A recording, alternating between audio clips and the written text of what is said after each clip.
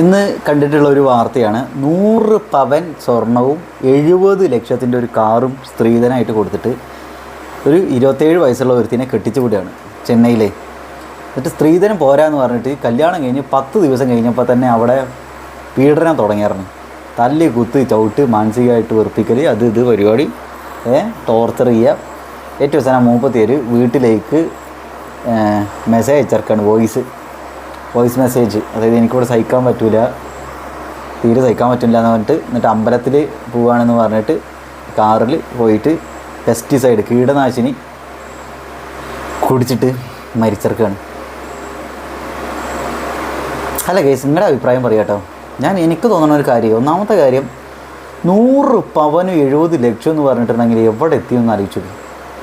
ഈ കാലഘട്ടത്തിൽ ഇപ്പോഴും സ്ത്രീധനം കൊടുക്കുകയും വാങ്ങുകയും ചെയ്യണ ആളുകൾ, ഇത്രയും വലിയ എമൗണ്ട്, അത് 27 വയസ്സുള്ള ഒരുത്തി, ഇവിടെ കാര്യം ആലോചിച്ചിട്ട് എന്നിട്ട് ആത്മഹത്യ ചെയ്യുക. ഇവിടെ നമുക്ക് ഒരാളായിട്ട് സെറ്റ് ആവില്ല എന്ന് തോന്നുന്നു. ഒന്നാമത്തെ കാര്യം, സ്ത്രീധനം കൊടുക്കണമെന്നും വാങ്ങണതും ഒരുമാതിരി നാറിത്തരാണ്, അത് വേറൊരു കാര്യം. എന്നിട്ടും ആളുകൾ ഇത് കൊടുക്കണം എന്തുകൊണ്ടാണ്, അത് വാങ്ങണത് എന്തുകൊണ്ടാണെന്നാണ്. പിന്നെ അതേപോലെ അവിടെ എന്തെങ്കിലുമൊക്കെ പ്രശ്നങ്ങൾ ഉണ്ടാവുകയാണെങ്കിൽ, ഭർത്താവിൻ്റെ വീട്ടിൽ ഇങ്ങനെ പീഡനങ്ങൾ എന്തെങ്കിലും ഉണ്ടാവുകയാണെങ്കിൽ എന്താ ചെയ്യേണ്ടതെന്ന്, ആത്മഹത്യ ചെയ്യുകയാണോ ചെയ്യുക? അത് വീട്ടുകാർ എന്തുകൊണ്ടാണ് പിന്നെ തഴയണത്? എങ്ങനെയെങ്കിലും ഓളെ കെട്ടിച്ചു വിട്ടിട്ടുണ്ടെങ്കിൽ എല്ലാം തീർന്നു എന്നാണ്. 27 വയസ്സുള്ള ഒരുത്തിക്ക് ഒരു കാര്യം ആലോചിക്കുക, അവിടെ നിന്ന് ഇറങ്ങി പോകുന്നുണ്ട്, സ്വന്തം വീട്ടിൽ വന്നിക്കാനുള്ളൊരു കോൺഫിഡൻസ് ഇല്ലേ? അങ്ങനെ ഒരു അവസ്ഥ ഇല്ലേ? എന്തെങ്കിലും ജോലി ചെയ്തിട്ട് ജീവിക്കാൻ പറ്റൂല, എന്തിനാണ് ആത്മഹത്യ ചെയ്യണത്? ഇവിടെ ആത്മഹത്യ ചെയ്തുകൊണ്ട് ഇപ്പോൾ ആർക്കാണ് പോയത്?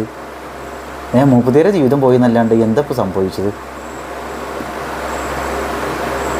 27 വയസ്സുള്ള യുവതി 100 പവൻ 70 ലക്ഷം സ്ത്രീധനം കൊടുക്കുക, അത് പോരാന്ന് പറഞ്ഞിട്ട് അപ്പുറത്തുനിന്ന് ടോർച്ചർ ചെയ്യുക. വീട്ടുകാർ പറയാത്രേ, ഇജ്ജ് എങ്ങനെയെങ്കിലും അഡ്ജസ്റ്റ് ചെയ്തിട്ട് അവിടെ ജീവിക്കുന്നൊക്കെ. ഏതാ കാലഘട്ടം ഇത്? 2025 തന്നെ അല്ലേ? പക്ഷെ എന്താ ചെയ്യാലേ?